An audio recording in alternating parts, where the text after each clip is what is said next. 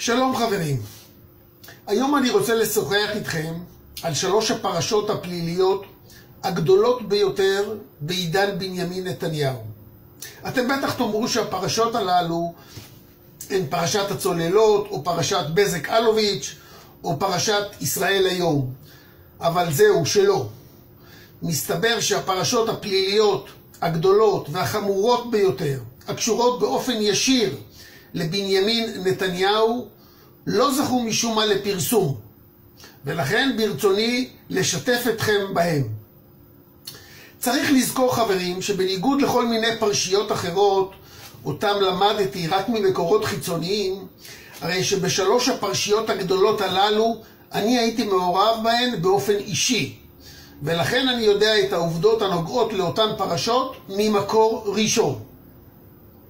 ובכן, הפרשה הראשונה אשר נוגעת לבנימין נתניהו הינה פרשת שוד רשות המיסים.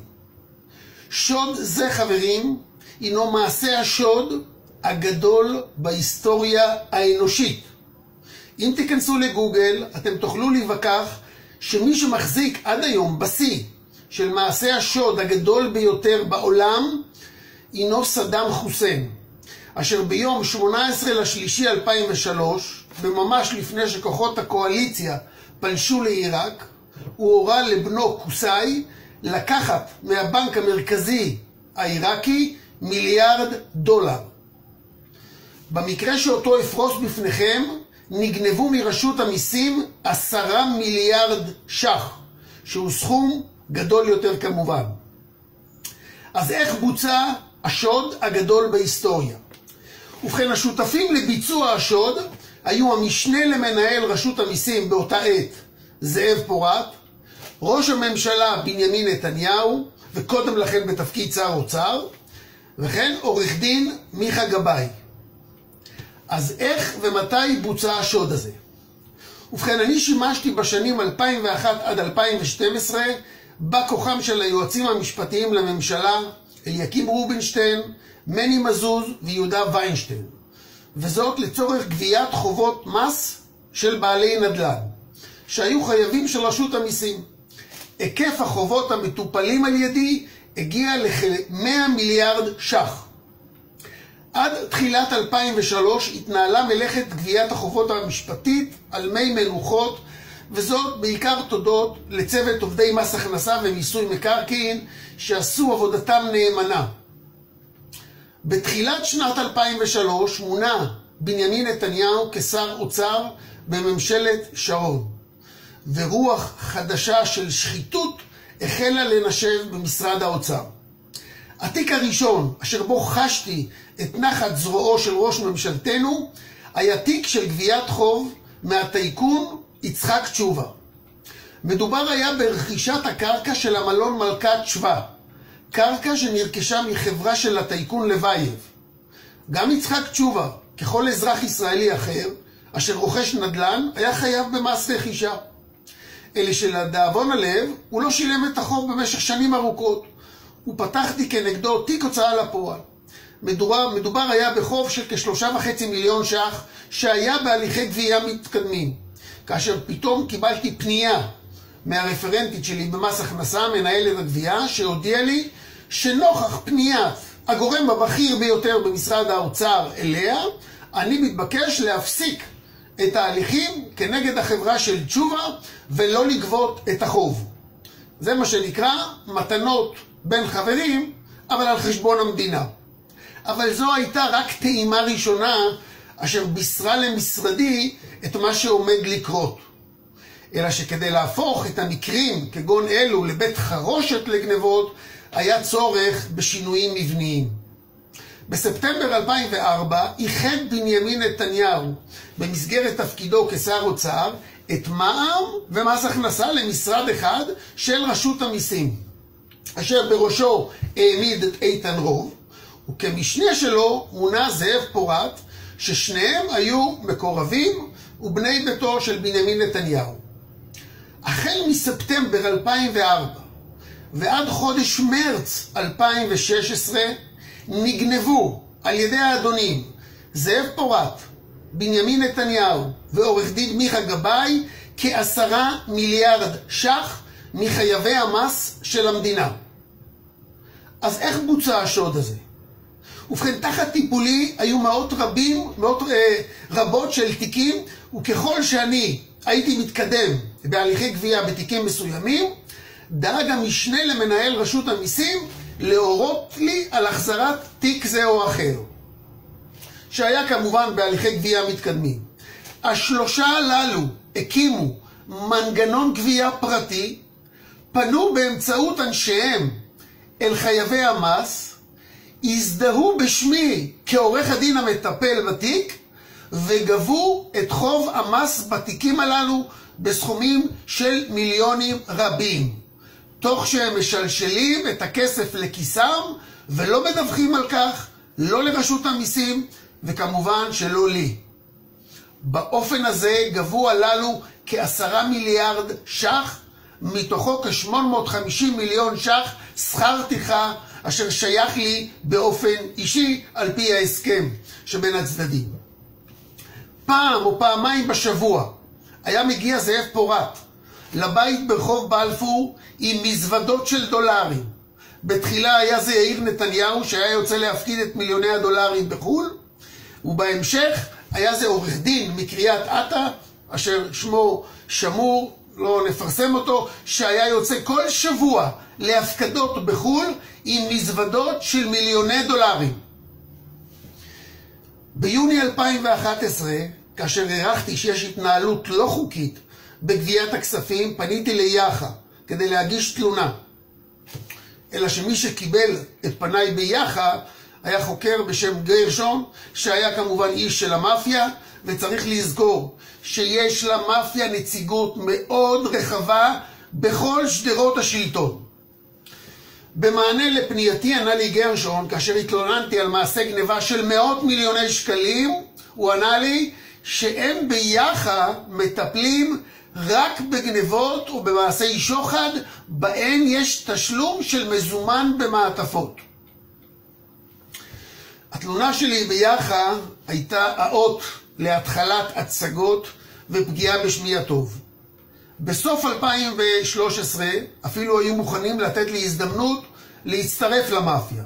אבל כאשר הבהרתי שאני עובד אך ורק על פי החוק, התחילו כבר בהכנות לתפירת כתב אישום מפוברק כנגדי, אשר הוגש באוקטובר 2014.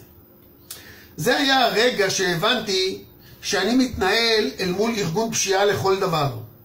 והגם שהייתי צריך להתמודד עם כתב אישום מפוברק של גנבת 17 מיליון ש"ח ולהוכיח שאין לי אחות, הבנתי מהר מאוד שמכיוון שמדובר בארגון פשיעה, כל שאני צריך הוא, מה שנקרא בלשון הטייסים, לשבת להם על הזנב, ומעשי הפשע החמורים ביותר יופיעו בצורה ברורה, כי ארגון פשיעה, גם אם הוא ארגון מדינתי, הוא עדיין ארגון פשיעה. בבחירות 2015 עקבתי מקרוב אחרי התוצאות, וגיליתי לתדהמתי שבשעתיים האחרונות של יום הבחירות הייתה קפיצה אסטרונומית בכמות המצביעים שאינה הגיונית. מדובר היה בכמות של 358,000 מצביעים בשעתיים האחרונות, בעוד שבבחירות הקודמות ב-2013 הצביעו בשעתיים האחרונות כ-17,000 מצביעים בלבד. עלייה כזו בשעתיים האחרונות, שהן תמיד השעתיים הכי חלשות ביום הבחירות, אינה אפשרית. ולכן הוגשה על ידי עתירה לבג"ץ. מכיוון שחששתי שלא תהיה לי זכות עמידה בהיותי אזרח פשוט ולא מועמד לבחירה או חבר ועדת בחירות, דאגתי למחרת יום הגשת העתירה להגיש תצהיר משלים, ובו פירטתי את הפגיעה בי כאזרח על ידי תעמולה לא חוקית ששודרה ביום הבחירות בטלוויזיה על ידי נתניהו עם הסיסמה ערבים נעים לקלפיות. במקרה הזה בוצעו על ידי המאפיה השלטונית בראשות נתניהו שתי פעולות סיכול של העתירה. את התצהיר שכלל את הפרת חוק תעמולת הבחירות על ידי נתניהו, דאגו אנשי נתניהו למנוע את צירופו לעתירה. בנוסף, דאגו להגיש עתירה מפוברקת יום לפני עתירתי, כביכול, על ידי מישהו שכותב שהוא אוהב להמר על תוצאות הבחירות, וכך קיבלו באותו יום תקדים מחייב שדוחה עתירות מהסוג שהוגש על ידי. בסיכומו של יום העתירה שלי לא כללה את התצהיר הנוסף. פסק הדין שדחה את העתירה התבסס לכן על היעדר זכות עמידה שלי, ועל התקדים המחייב המפוברק שניתן יום אחד לפני הגשת עתירתי. כמובן שהמשכתי לפעול ולכתוב על עונת הבחירות עד עצם ימים אלו, ואולם במקביל המשכתי לשבת על הזנב של המאפיה השלטונית, וההזדמנות לא איחרה להגיע כאשר נתניהו מינה עצמו לשר הכלכלה ונתן בעצמו את האישור למתווה הגז. להזכירכם, בתיק שטופל על ידי ביטל נתניהו שלא כדין לאדון תשובה חוב מס רכישה של 3.5 מיליון ש"ח, והפעם הוא הולך ומאשר כשר הכלכלה לאותו אדם מתווה גז שאינו ראוי על פניו.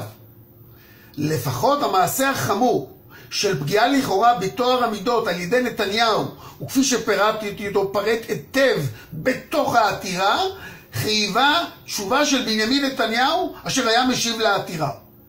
ולהזכירכם, על המדוכה עמדה עסקה ששוויה לאזרחי המדינה כ$100 מיליארד. אז איך התמודד נתניהו עם העתירה שלי? וצריך להבין, אני ביקשתי להצטרף עם עתירתי לשורת העותרים הקיימת כנגד מתווה הגז.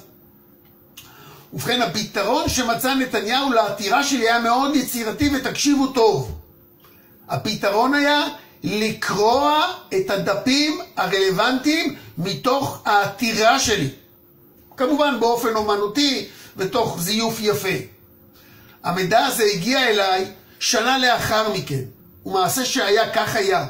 עורך דין מיכה גבאי, המזוהה כראש המאפיה הישראלית ושותפו של בנימין נתניהו, יצא בשעה 3 לפנות בוקר מקריית גת, כאשר הוא לוקח איתו בחור צעיר ממשמר בתי המשפט, המתגורר אף הוא בקריית גת, ואשר עובד בבית המשפט העליון, וכך הגיעו ב4 לפנות בוקר לבית המשפט העליון, וביצעו את העלמת הדפים הרלוונטיים. החלק העצוב הוא שדווקא השופט אליקים רובינשטיין, שהיה יכול, אם העתירה הייתה מגיעה אליו במלואה, לבטל את מתווה הגז ולתקן את העוול שביצע בהיותו יועץ משפטי, את ריחם על בנימין נתניהו בפרשת המדי ולא נקט נגדו בהליכים פליליים, והתוצאה הייתה בפעולתו זו של היועץ רובינשטיין, שהוא ריחם על אכזרים ובסופו של יום התאכזר לעם ישראל כולו. התוצאה, חברים, היא ש3 פרשיות פשע ענקיות מונחות כיום לפתחו של היועץ המשפטי לממשלה בכיכובו של בנימין נתניהו כעבריין מרכזי. שוד של 10 מיליארד ש"ח מרשות המיסים, הונאת הבחירות ושיבוש הליכי בג"ץ כדי למנוע את חשיפת ההונאה, וביצוע מתווה גז מושחת אגב שיבוש הליכים של עתירה לבג"ץ הדורשת לבטל את מתווה הגז.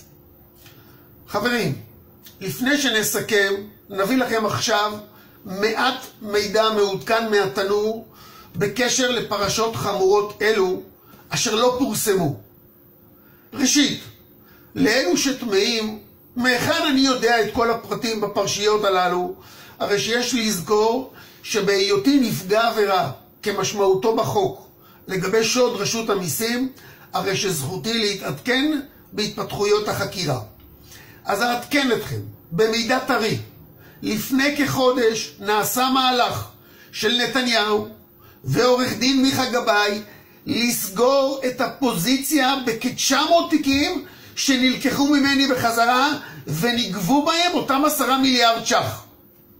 הדרך הייתה לפברק הסכמי פשרה לכאוריים בתיקים הללו, ותוך תשלום סכומים זעומים וסמליים, ובאופן הזה לסגור את כל התיקים. למהלך הזה ניסה נתניהו לרתום את היועץ המשפטי לממשלה מנדלבליט, ואולם הפעם מנדלבליט עמד על שלו, במיוחד כאשר כל המעורבים בפרשה הזו היו תחת חקירה סמויה של המשטרה והשב"כ. זו הייתה הפעם הראשונה שבה מנדלבליט יצא באופן ישיר כנגד נתניהו. ולאחר מקרה זה, ולפני כשבוע, הייתה הפעם השנייה כאשר מנדלבליט טען שלא היה בסוד הצוללות בניגוד לטענת נתניהו. אז למה אנחנו צפויים בשבועיים לפני הבחירות? ראשית, ומבלי קשר לעתיד, הגיע הזמן שכל אזרח ישראלי ידע שהאדם שעומד בראש מפלגת הליכוד ומבקש להיות ראש ממשלה הינו עבריין מועד.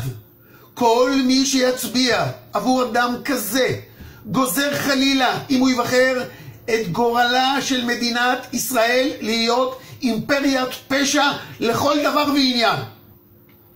באשר לתחזית האישית שלי, אני רק יכול לומר שעל פי המידע שבידי, הבחירות הקרובות לא יתקיימו במועד המדובר, אלא יידחו למועד המקורי בחודש נובמבר 19, וכל הפרשיות שנזכרו בפניכם, ולרבות הונאת הבחירות, ייחשפו לפני הבחירות. רעידת האדמה הפוליטית שצפויה להתרחש תהיה גדולה מאוד, אבל נקווה שהיא תביא איתה התחול מחדש של כל מוסדות השלטון והמשטר, כמו גם של השירות הציבורי המקולקל שיש לנו. תודה חברים על תשומת הלב.